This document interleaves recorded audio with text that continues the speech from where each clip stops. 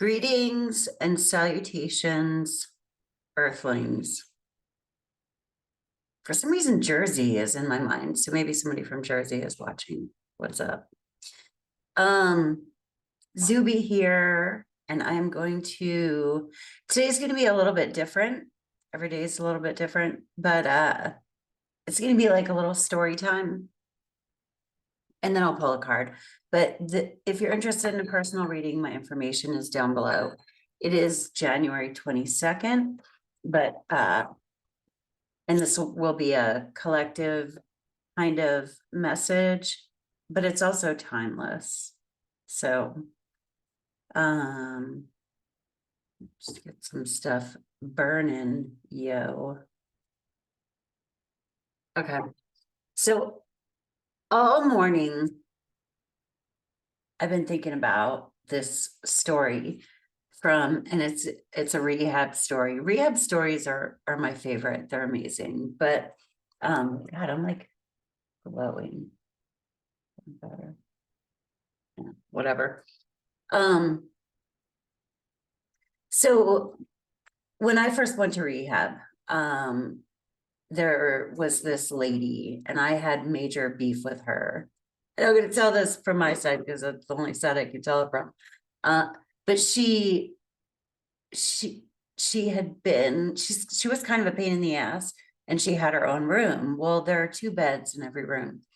And so I was put in her room, and she had been there for a little while with her own room. And she hadn't had a roommate because she was ornery. Anyway, so they gave her me. And I'm pretty nice. I was a major people pleaser. So for me to go into rehab and have a roommate that just fucking hated me because I was her roommate was, divinely or orchestrated, I'm sure.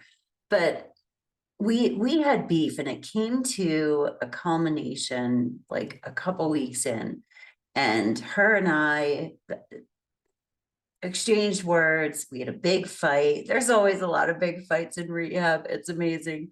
And but I had just had it with her. And here's the funny thing. So like shadow work, I didn't like her because she was fake. She was really fake. Well, I didn't like her because I didn't like the part of me that was fake. You know what I mean? Kind of the fake it till you make it. Be nice. Like for me, when I was growing up, I just didn't want to be in trouble. So I would be nice to everybody. There's this guy, Jason Estes, and he has this one clip about being kind, not nice. And sometimes it's kind to be on. I mean, kindness is more honest, right? Anyway, I know now I hated her because she was fake, but that was because I didn't like the part of myself that was fake. Anyway, we got into this huge dust up, and in rehab, everybody like picks sides and whatever. And we have circle time. So the counselors called a circle time, and I was like, fuck yeah, like I'm gonna go in, I'm fucked in my power, and I'm gonna tell my side and all that. Well, in the circle time, everybody got to go around and share what they thought. And this is from memory. So I think we all know that like memory, we sort of remember things how we want to, but I'm trying to be as honest to what the memory was as possible. So basically I'm saying if any of my rehab girls want to chime in with some more truth or whatever, I know they probably don't watch here, but feel free.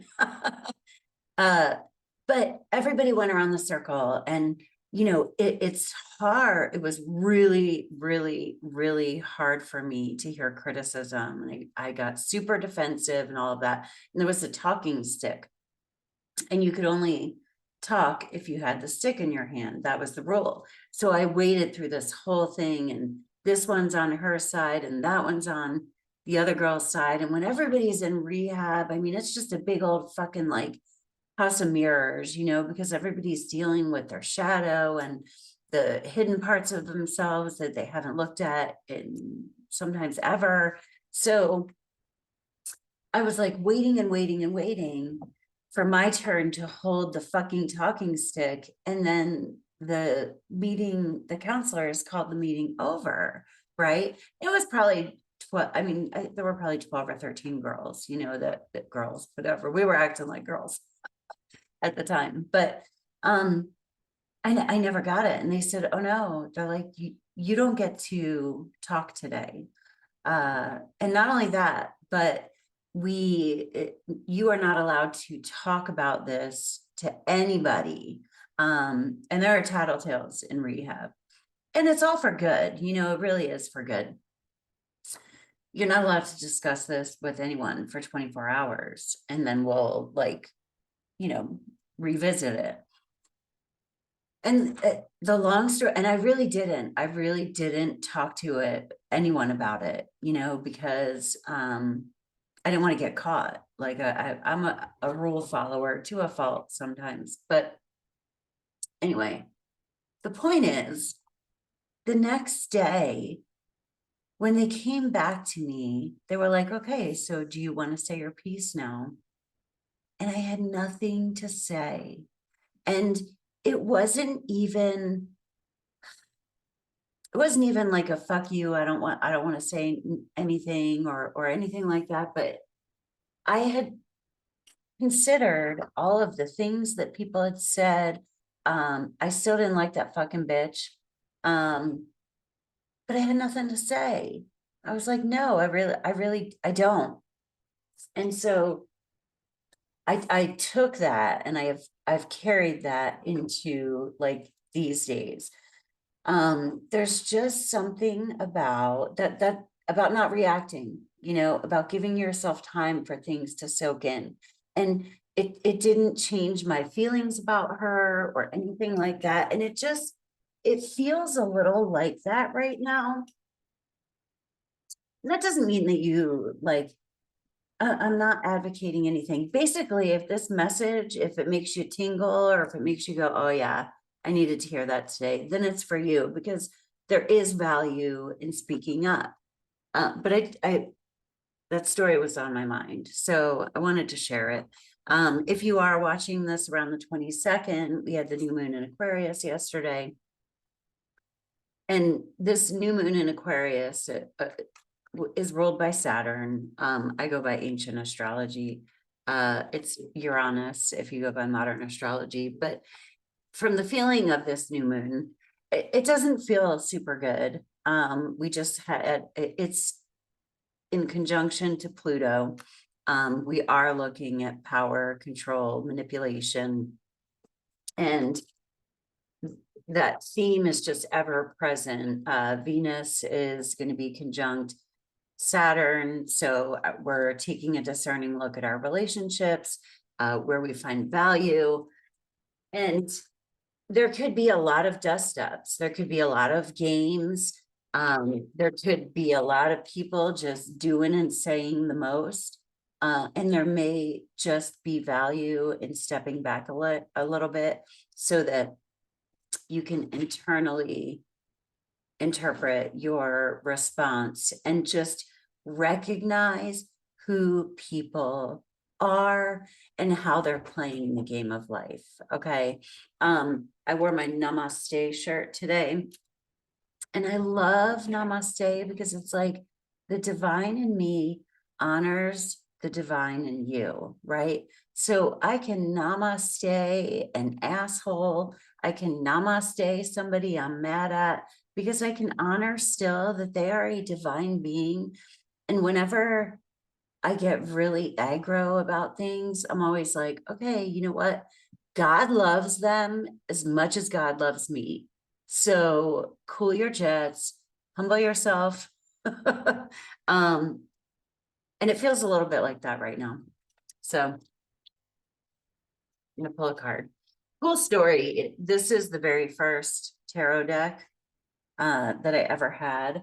I lost it, but actually in my office in Colorado, I have two cards left, the Star and the High Priestess, and those were my favorite cards, but they're pinned up on my bulletin board in Colorado. Anyway, this deck was the one that I learned on. And so back in college. And so when I went to start doing the tarot again, I realized that it was that they didn't make it anymore, limited edition or whatever you call that. So it's not an antique, but retro, I guess they were vintage, maybe. I don't fucking know. It's sad considering I don't think I'm that old, but anyway, so I bought the deck finally for my birthday this year because it was over $100. So we're gonna pull from that deck today because some of this stuff could be pretty old, it could be stuff that Pluto is showing us our old habits, our limiting thoughts, so that we can re-examine them. So what it is about this new moon that feels difficult is it's like, no, did you really fucking learn? You know what I mean? Like, what are you clinging to?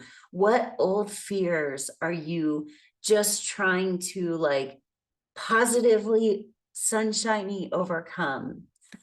That was for me, but I think it's for a lot of people, because like, are you going, what in the actual fuck?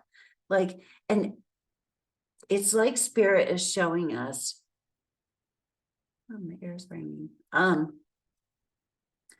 It's like spirit is showing us, what do you, hold on. What is it that you think you need to complete yourself? You don't actually fucking need it, right? You don't need any of that.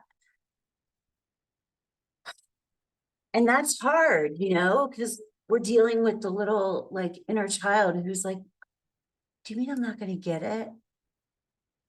And it doesn't mean that necessarily, but you got to know that you're whole without it. And that's hard. So this is like old stuff that we're looking at. Pluto's a bitch, man.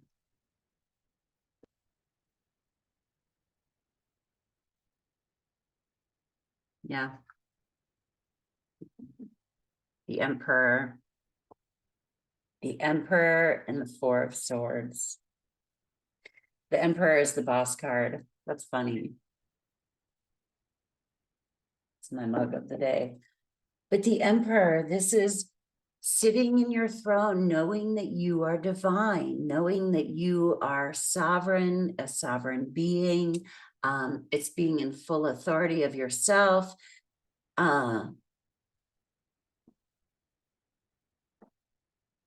It is taking charge, but this Four of Swords, okay, I love this.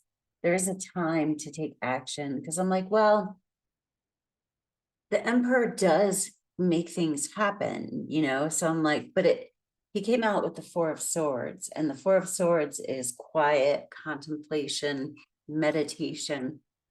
This isn't necessarily a time to go out and just tear shit up. It's a time for being with ourselves. Yeah, I mean, it's just gonna get messy. And if you want to get messy, that's cool. Like, fucking get messy. I don't tell anybody what to do. But it's just, it's ugly. It's kind of ugly out there. It really is. And it's feeling dark and it's looking dark. This new moon, new moons are about setting intentions, right? So set intentions for meditating, for a spiritual practice or a ritual. I don't care if it's 5 minutes. I started meditating 1 minute a day for a month. And then I went to 2 minutes until I got up to 10 minutes. You don't even have to, there it goes. You don't even have to get up to 10 minutes, 5 minutes a day, but you've got to show God that you are devoted to you, that you will honor yourself and your time and your mind. And the beginning of my meditation practice was totally in my head thinky, but like, I didn't judge the thoughts going through my head. If I sat there for a minute and I thought, which I usually did because I was newly sober and there were a lot of thoughts, I think of that as like my thoughts being collated. Like I envision meditating, like when we're consuming news and words and even music and noise and all of that stuff, our thoughts, we're constantly inputting, and our mind doesn't have time to like sort and organize, right? So when I first started meditating, there was a lot of sorting and organizing going on in my mind. And that's okay. It is the practice of showing your ego that it cannot run and hide constantly by checking your email or doing whatever, because the simple effort of demonstrating, even if you think 100 times, I've got to check my email during meditation, not doing it and not letting your ego get away with the running, that in and of itself is useful.